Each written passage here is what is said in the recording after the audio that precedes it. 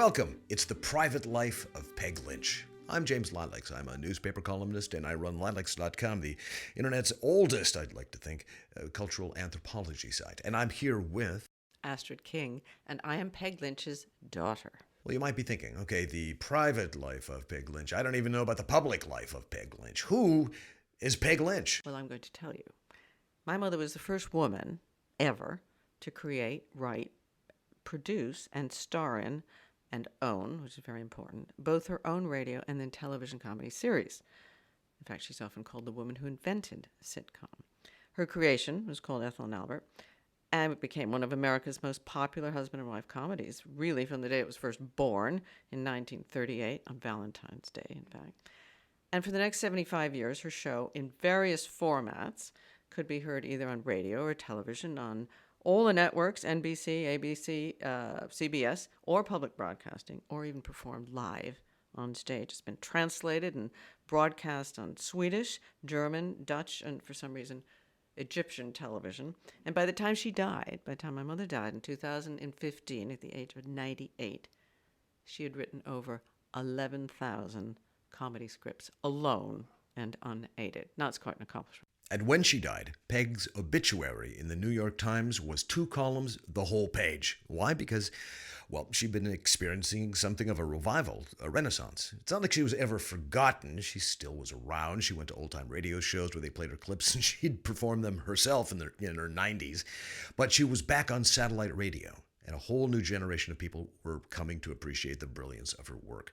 Her television show was back on YouTube. Astrid's site, peglynch.com, is a great portal to find her old work, and you'll see why more and more people are coming to love the work of Peg Lynch, because it's brilliant. So, okay, the private life. We're going to tell you the story in a couple of ways. One, well, with Peg's voice.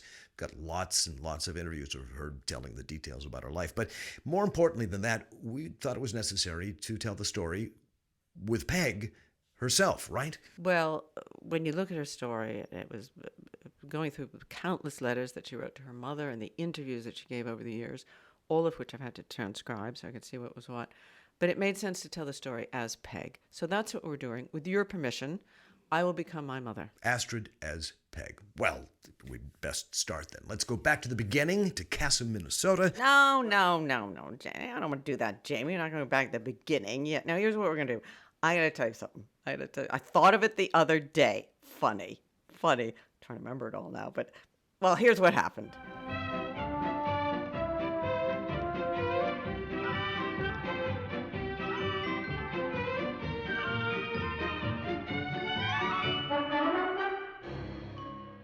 Well, I am going back to the old days, as they say now, of early television in New York. And this would be about the mid-1950s. I had just finished a broadcast of my show, half-hour comedy, Ethel and Albert, performed live, but that's another story, when a fellow from the script department poked his head into the CBS studio door and asked if anybody was going downtown. I said, well, I was going as far as my apartment in Gramercy Park, and he asked if I'd drop off a script rewrite at Marlene Dietrich's place, which he thought was near there. Well, since I'd never met her, I thought that might be fun. I agreed, of course, rather excited at the thought of hearing that throaty voice and wondering if she'd be wearing some skin-tight, cobwebby gold or silver lounging pajamas, Well, her apartment on 3rd Avenue was actually just around the corner from mine, it turned out, and it was over a dry cleaning place. Well, I thought I must have the wrong address. But I also knew that famous celebrities often had hideaway apartments where they could, where they wouldn't be easily recognized and could dash out and shop without spending an hour putting on makeup and so on. So it made sense, really. Well, the stairs were on the side of the shop. Then he went down a long, dark hall towards the back, number 3B, I remember. I knocked. Nothing. I knocked again, louder. Then I heard some shuffling. The door opened, and there she stood. I'll never get over it. Scrub brush in hand, barefooted, wiping her other hand on a baggy, shapeless house dress. No makeup, hair a mess and all over the place. "Yes, it's me," she said, laughing. Must have shown on my face. I'm just scrubbing the kitchen floor, she said. I'm a real housefrau. I'm flying to L.A. on Monday, and I want to leave a clean apartment. Well, Dietrich barely had any trace of a German accent, which I found surprising, needless to say, and mentioned. And she laughed again and said, "Ah, yeah, well, I put it on for work because that's what they all expect." And then I was laughing, and I introduced myself and handed her the envelope with the script rewrite from CBS. "The Peg Lynch," she said. To my astonishment, I'll tell you that. "I love your show. Come in, come in. I'll take a break. Let's have some tea, coffee, drink." "Oh, no, I can't really. I mean, have to get back. No, I have some writing I really must do," I said, walking right in. And it was only then that I noticed an absolutely gigantic floral arrangement. "Good Lord," I said, "somebody really loves you." "Oh, no," she said, dismissing it. "It was just from a sponsor, Brooklyn Gas or Insurance Company, something. They just want to make sure I don't screw up their commercial," she said. Well, then I asked what she was going to do with this mountain of gladiolas, or I guess it's gladioli. Anyway, it doesn't matter. This huge bouquet, at any rate, if she were going to L.A. on Monday. And Marlene, we were now on first-name basis. She was cute. She was very funny. And, well, she said she was worried about that, too. And right then and there, I had one of my really good ideas. It was timely, too. Not something you think about the next day or the next year, wishing you'd said. I told her about the Sunday night ladies' club that Margaret Hamilton and I had organized. Now, I knew Maggie. Well, I'd met Maggie because I'd wanted another regular on my show, someone to play off would be useful. And Walter Hart, my director and a producer, he and I were going through the player's guide, trying to think who in hell to cast, and he suggested Margaret Hamilton. I didn't know the name, but I recognized the photograph. And I said, "Well, oh, yes. What are you talking? Why, we wouldn't think of calling her." And he said, "Why not?" I said, "Well, she'd never do the show, for heaven's sake. She'd been the Wicked Witch in this big movie. She's not going to be." He said, "Well, just remember, you can always invite somebody to a party. They don't have to come. They can always say no." And Maggie said yes. And we hit it off immediately, really. We did. From the moment she walked onto the Ethel and Albert set, she was just darling. Well, it was one of the nicest things, I think, about the nicest thing I ever did. And of course, Peg was so wonderful, and Alan was so perfect with it, and it was such a marvelously fun thing. The feeling among us, I think, was so great. We were all were very fond of each other and worked wonderfully together, and it really was absolutely delightful. I loved every minute of it. I loved the character she gave me to do, Aunt Eva, who was a martyr, the kind that, "Well, you go out and have a good time, and I'll stay home and do the dishes." No, Aunt Eva, we want you to come. It's, no, now you go. I'll just stay here by myself. But she was wonderful. And we became great friends, really. That was 53. And we were together on all the TV shows that I did. And then I went to radio again on The Couple Next Door. And then we did the Little Things in Life. So she was with me until 1975. So it was that's over 20 years, isn't it? She moved her apartment down to Gramercy Park, too. So she was near me. And that's when we came up with the idea to form this club at her place on Sunday nights. Well, everyone was usually free that night, It was just for women in the entertainment field. Stage, screen, radio, television, who were living in the Gramercy Park area. It's all very casual, just to get together once a week for a light buffet supper with small talk and big talk, and you can come and go as you pleased. And Maggie was a wonderful cook, and we all brought things, rolls or salad and, and cocktails, I'm sure. Anyhow, I suggested to Marlene that since she'd be busy packing Sunday night for the coast, why didn't she drop over to Maggie's for a quick bite and bring the flowers over with her? We'd look after them so they wouldn't die of thirst without anyone to water them. Well, the horror of this sad floral fate stunned her for a few seconds, and then she laughed, and she said, "I'll be there." And she was. She arrived with a young man she'd hired to lug a huge pail with the 4 dozen glads, water sloshing all over Maggie's hall floor. I could see the elevator operator wiping up the floor of the elevator, too. Maggie's building was the oldest cooperative building in New York, and it had a hand-pulled elevator. I guess some sort of counterweight, I don't know how the hell it worked, but there was an old man who I think must have come with the elevator, looked about 102, who had to pull up and down on a big rope to get you anywhere. And boy, I tell you, when you went shopping from Maggie's Place, she had the top floor apartment. You didn't forget anything, that's for sure. And Maggie's Place was lovely.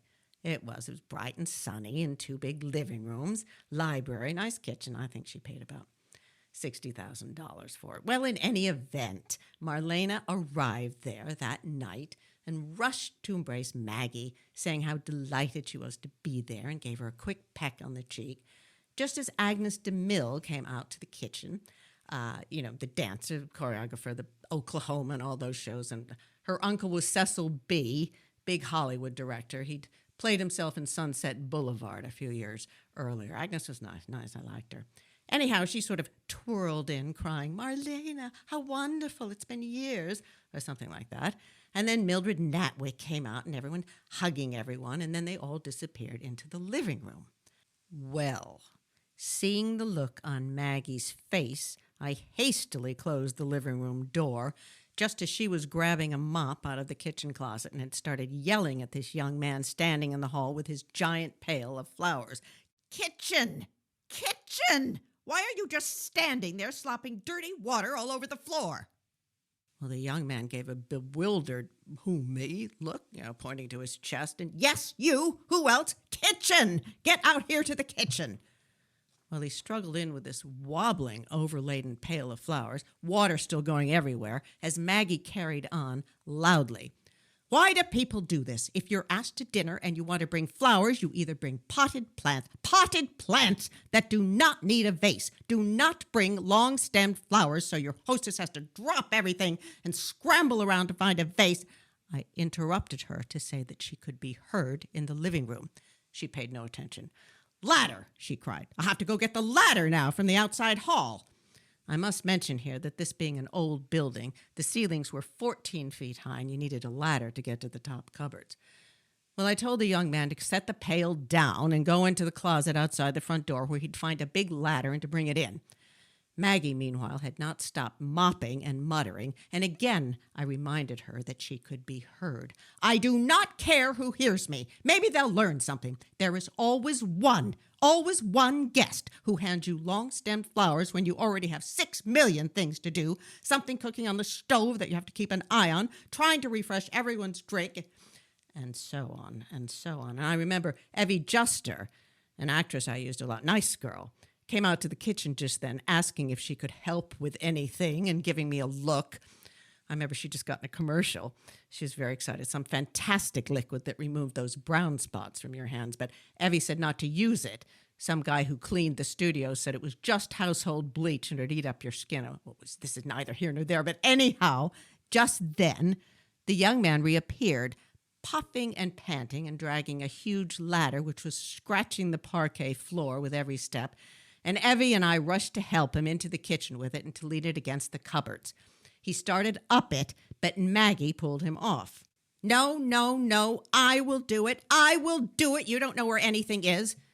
Well, Maggie climbed up and up in her red dress and, reaching the top, began to sort out the china and glass vases with a great clatter as she continued her tirade. "People have no consideration for others. They just don't. They don't think. That's all. They simply do not think." And then suddenly the young man gave a gasp, and turning to me, as we're all holding the ladder, and lowering his voice, indicating Maggie, he said, isn't he, I mean, that movie? In that movie, where she's isn't she? I can't think of the name of it. I nodded. Yes, it is. Wizard of Oz, I mouthed. Overwhelmed by this information, the young man took his hands off the ladder, just as Maggie was reaching into the next cupboard, and the ladder toppled sideways. He made a grab for her. Well, the next 5 minutes is just a blur, really. I know I heard a crash of glass, water everywhere, people running out from the living room, everyone yelling, bumping into each other, the ladder crashing against the stove and then the refrigerator. But the young man and I had hold of Maggie. She never touched the floor. Well, as it turned out, nobody was hurt. but the kitchen was a frightful mess. Everyone trying to find something to soak up the overturned pail, grabbing towels, flowers all over Helen gone and being trampled on. And the young man, I simply cannot remember his name, doesn't matter, but he and I managed somehow to get Maggie into her bedroom where she lay down on the bed, uninjured, but shaky. He just stared at her, smiling. "Are you really who I think you are?" he said. "Yes, I'm the Wicked Witch," Maggie said. "Didn't I sound like her?" "Yes," he said, "and it was wonderful." Well, Maggie had to laugh, and she gave him her autograph and a photo, by which time she had calmed down and apologized to everyone, all of whom stayed on. Damp as we were, the kitchen was cleaned, mopped up, mostly by Marlene, who was just darling. She really was telling hilarious stories about her first year in Hollywood, and, well, the evening was a roaring success. Oddly enough, I can't remember what we did with all the flowers. Gave some to everyone to take home, I think. Well, 2 weeks later, on a Sunday night, Marlene returned to Maggie's, bringing with her this time a little marble pen and pencil holder with a tiny vase attached, filled with pansies she said she'd grown in her window box. And she gave a little speech about how she hoped Maggie noticed that she was not bringing any long-stemmed flowers. And after everyone had gone, later that night, and Maggie and I had done the last of the glasses, and just as I was leaving, she stopped me. "Peggy, dear, you take this." And she handed me the pansies in their little marble holder. She said she didn't want to be reminded of how nasty she'd been. I kept it for years, too, till I gave it away to a fan in Seattle, I think. Well, look, you can't keep everything, can you? But I do think, looking back to that night of Marlene and the Glads, it really must have been the beginning of Maggie's breakdown. I do. It was just so unlike her. She was normally so gracious. It just took me so by surprise. And, well, it wasn't until much later, of course, that it all became very noticeable to all of us, you know. And, well, it was the fall she had, really, that set things off. The trigger, it was. I always hate to say this because it sounds like I'm saying something funny. She slipped on the squirrel. She had a little summer place up in Maine. I think they had the whole little island or something. And there was a squirrel on the back porch. She stepped out, and she stepped on its tail. And she slipped, and it affected her spine. And she had a terrible time after that. Just terrible. She really did, and pretty much for the rest of her life, too, I think. And I felt for her. I really, really did. I felt so sorry for her, even though, well, I don't want to go into all that now. Well, in the end, she didn't treat me very well. But we'll get to all that. Oh, we'll get to that and more, won't we, Astrid? We certainly will. We'll be going back to the beginning, very briefly, to an event, well, more than an event, really. It's a pivotal moment in my mother's life that, well, basically set her on her path to success. It has to do with some wire, with some sounds from the ether, and Peg's realization she could get her words out on the great wind of radio. That's next on The Private Life of Peg Lynch.